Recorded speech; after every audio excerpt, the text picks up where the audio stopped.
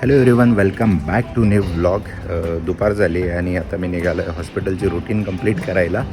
म्हणजे आता आईला घेऊन जाईल आणि आईला हॉस्पिटलला सोडेल आणि मी कुठंतरी टाईमपास करेल. तर टाईमपास एक खास टाईमपासची जागा बनवली मी. आधी मी काय करायचो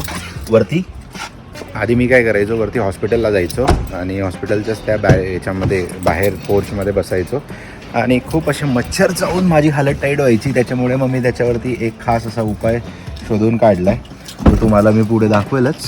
आणि आता निघू, कारण आईचं झालं किंवा अर्चूला पण येताना म्हणजे घेऊन यायचं आहे. आज सकाळचा सीन असा झाला की आता हे फ्लॅट चेंज केलं आहे, त्याच्यामुळे अर्चूने ऑफिसमध्ये जो तिचा ॲड्रेस होता तो पण चेंज केला आणि काल रात्री चेंज केला तिने.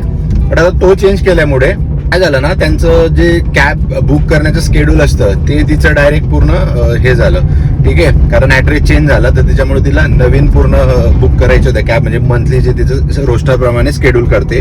तर आजची कॅब तिला नाही बुक करता आली, कारण त्यांचा एक टाइम असतो 12 तास का 13 तास आधी तुम्हाला बुक करायला लागते. ठीक आहे, त्याच्यामुळे काय झालं की मला सकाळी उठून 6 वाजेला उठून तिला सोडायला जायला लागलं आणि तिकडनं आलो 6:40 वगैरे झाले. तर म्हणजे थोडीशी झोप उघडली होती माझी, की म्हटलं झाला झोपतच नाही आता. बट काय झालं, काही नाही, 6:15 पर्यंत असं गायब झालो मी की डायरेक्ट 11 वाजेलाच जाग आली मला. आणि ती 2 दिवसापासून जी रुटीन मस्त मी सेट करत होतो ती आज अशा प्रकारे माझी थोडी डिस्टर्ब झाली. बट ठीक आहे, आपण परत थोडं उद्या वगैरे कव्हर अप करू. आणि म्हणजे थोडं बाहेर पडायला असतो ना मी त्या टाइमाला, काहीतरी चालायला वगैरे, तर मग झोप उडाली असती. पण मी बेडवर लेटलो आणि थोडं स्क्रोल करायला लागलो मोबाईल आपल्या नेहमीच्या सवयीप्रमाणे, आणि त्याच्यामुळे परत मला ती झोप आली. सध्या पुण्यामध्ये असं वातावरण झालंय ना की आता दुपारी जसं बाहेर पडलोय ना, 5 मिनिटं जरी उभं राहिलं ना उन्हामध्ये तर डायरेक्ट चटका बसतो एकदम उन्हाळ्यासारखा. आणि जसं का सन डाऊन झाला एकदम अचानक थंडी वाढते आणि असं वाटतं तुम्ही दिल्ली, शिमला, मनाली त्या साईडला आलंय. म्हणजे इतकं खतरनाक थंडी पडते रात्री आणि दिवसा बाहेर निघालं की चटके बसतात. म्हणजे आता ऑलमोस्ट पुढचा 1 महिना फेब्रुवारी एंड पर्यंत असंच चालणार आहे आणि मार्च पासून मग फुल हे पोचलो आम्ही आईच्या हॉस्पिटलच्या पार्किंग मध्ये. आता इथं कुठेतरी गाडी लावतो. आई लिफ्टने वर जाणार आणि मी थांब ना, टर्न घेऊ दे फक्त मला, मग उतरतो. ठीक आहे, तर ही माझ्या पार्किंगची ही जागा असते. आणि आई आता इथून लिफ्टने वर जाईल आणि आई बरोबर 1 तासाने खाली येणार. आता हे माझं नेहमीचं रुटीन. ये आ गया भाई सीट पीछे. आधी गाडी बंद करतो आणि मिरर खाली करतो, कारण ते गरजेचे. हवा थोड़ा वेंटिलेशन तर हवंच. ये गाड़ी हो गई हमारी बंद. ये सीट बेल्ट निकल गया. आता पुढचा 1 तास मस्तपैकी झोप घेणार. ही माझी रेग्युलर रुटीन झाली. सुरुवातीला मला वर जायला लागायचं, पण आईला आता सगळं समजलंय वगैरे लिफ्टचं बटन दाबण्यापासून. आणि म्हटलं तिथं बसण्यापेक्षा गाडीत आराम केलेला कधीही चांगला, म्हणून आता ही 1 तासाची झोप, म्हणजे झोप होत नाही ॲक्च्युली ती, बट रिलॅक्समध्ये कधी रील बघत बस, कधी काही व्हिडिओज बघत बस, असं थोडा असा टाईमपास होऊन जातो 1 तास. म्हणजे बोर नाही होत, कारण वरच्या पॅसेजमध्ये ना इतकं तुफान बोर व्हायचं आणि डास इतके खतरनाक चावतात ना तिथं. त्याच्यामुळे तिथं एका जागेवर असं कंटिन्यू बसला नाही जायचं, कंटिन्यू मला फिरत राहायला लागायचं त्या पोर्चमध्ये. सो ही बरी आपली गाडी. अर्चूची ना एक खूप घाण सवय आहे, तिला मी खूप वेळेस बोलतो, गाडीमध्ये आल्यानंतर बॅग मागच्या सीटवर ठेवत जा, कम्फर्टेबल बसत जा पुढच्या सीटवर. बट बॅग पुढे घेऊनच बसणार, तुम्हाला दाखवतो. आता जस्ट एंट्री घेते.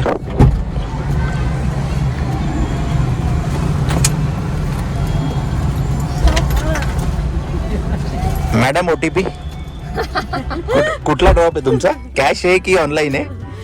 Zero payment. ओटीपी द्या. ओटीपी पण नाही देणार, पैसे पण नाही देणार. आणि ती बॅग मागे ठेवायचं काय घेणार? कधी शिकणार? ड्रायव्हरची फिलिंग येते मला, ड्रायव्हरची ती बॅग पुढे बघितल्यावरती. बॅग ठेवून मी जर मागे बसली तर तुला फिलिंग येईल? नाही, ते बॅग घेऊन बसणं म्हणजे असं वाटतं की तू कार हायर केली आहे, ड्रायव्हर भरोसा नाहीये, बॅग म्हणून एकदम जवळ ठेवायची. लिटरली ड्रायव्हरची फिलिंग येते. आमच्यात ना कधी म्हणजे भांडण होते. आता चहा ठेवायची आहे, ठेवणार कोण? म्हणजे ठेवणार कंटाळा नाही, दोघांना ठेवायची की माझ्या हातची प्यायची. ती बोलते नाही तुझ्या हातची नाही, मी माझ्या हातची ठेवणार आहे. त्याच्यामुळे आम्ही काय दोघं जाऊ आपण आणि दोघं चहा ठेवू. कारण कधी काय होतं ना, तुम्ही किती एकत्र राहणार.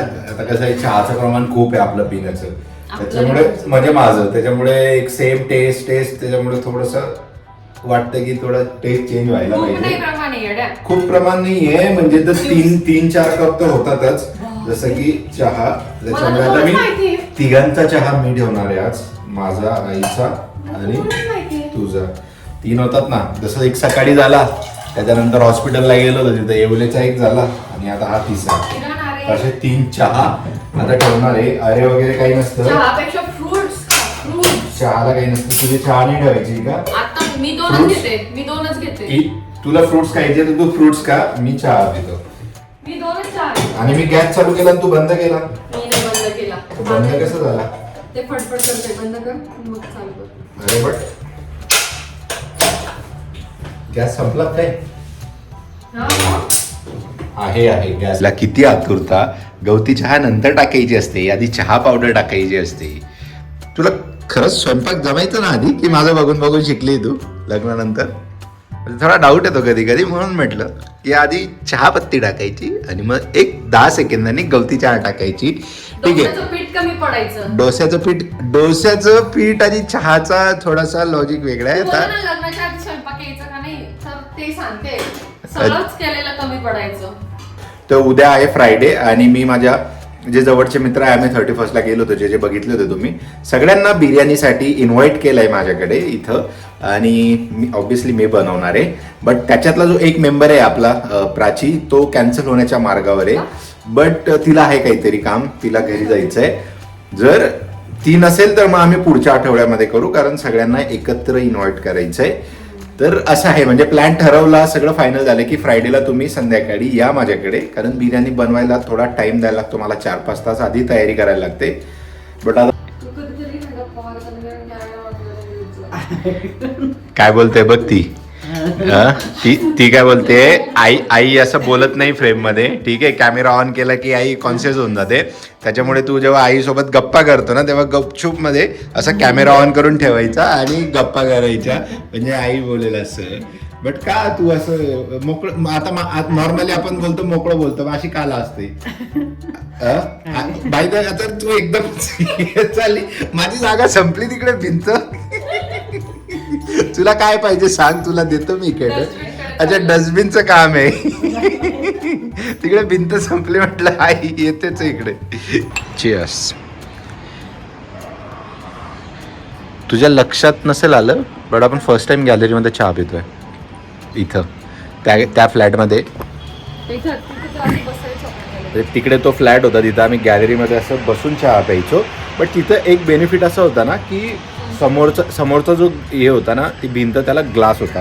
जसं हा इथं ग्लास दिसत असेल आणि एका साईडला ग्लास आहे, ह्या साईडला पण ग्लास आहे, पण समोर वॉल आहे. जर इथं त्यांनी ग्लास दिला असता ना, तर एकदम मस्त फील आला असता. म्हणजे बघ, सरक पाठीमागे आहे थोडी, म्हणजे बघ असं सगळा एक ग्लास दिसला असला आणि बसून पण आपण तो व्ह्यू एन्जॉय करू शकलो असतो. तसं इथं आपण स्टूल किंवा टेबल लावू शकतो, बट प्रॉब्लेम काय होईल ना, की जागा तो पूर्ण खाऊन जाईल. उद्या फ्रायडे आणि फ्रायडेला आपण मोस्टली आपला भाजीपाला वगैरे घ्यायला जातो. तर उद्या ज्या पालेभाज्या आहे सगळ्या इथून घ्यायला जायचं आहे, कारण सवय लावू, जोपर्यंत आपण जाणार नाही, ओळख होणार नाही आणि तोपर्यंत आपल्याला कळणार नाही की खाली काय काय आहे. वरतून जितकं दिसतंय त्याच्याप्रमाणे मेथी, पालक, फ्लॉवर, बऱ्याचशा गोष्टी आहेत तिकडे, कारले वगैरे. तर आपण ॲटलिस्ट त्यातल्या ज्या पालेभाज्या आहेत त्या आईंना चालत नाही, त्या फक्त आपल्या दोघांसाठीच ना. बट म्हणजे डायरेक्ट शेतामध्ये जाऊन ना, इतक्या याच्यामध्ये जर ते करताय आणि एवढ्या शिद्दतने करतात ना, कडे 4:30 वाजेपासून ते सगळे कामाला लागतात. नाही, मी तुझं नाही, पाहण्याचं नाही सांगत आहे मी, तूच सांगितलं मला ती माहिती. मी जस्ट त्यांचं सांगतोय की सकाळी 4:30 वाजेपासून ते ह्या कामाला, तयारीला सुरुवात करता. काही पाणी वगैरे द्यायचं असेल किंवा काय. मागे आता पाऊस पडला होता ना, तेव्हा हे इथं सगळे लावलेलं त्यांचं खराब झालं होतं. मागे आता पुण्यामध्ये जेव्हा पाऊस झाला होता, आणि म्हणजे बघूनच वाईट वाटत होतं. बिचारे खूप मेहनत घेतात. जसं त्या मावशी आता तिथं तण वगैरे काढतायत. तण म्हणजे एक्स्ट्रा झालेलं गवत. 8 वाजेला आम्ही यूट्यूबला लाईव्ह जाणार आहे, त्याच्यासाठी लाईटची सेटिंग करून ठेवली मी. आणि हा इकडे स्टँड, म्हणजे मागच्या वेळेस मी स्क्रीन आडवी लावली होती, बट आता बरोबर दिसेल तुम्हाला दोघं. आणि असं सेटिंग केली. बट त्याच्या आधी म्हटलं लाईव्ह गेल्यानंतर आपला टाईम नाही कळत, आपण अर्धा तास लाईव्ह आहे, 1 तास लाईव्ह आहे, गप्पा आपल्या रंगतात.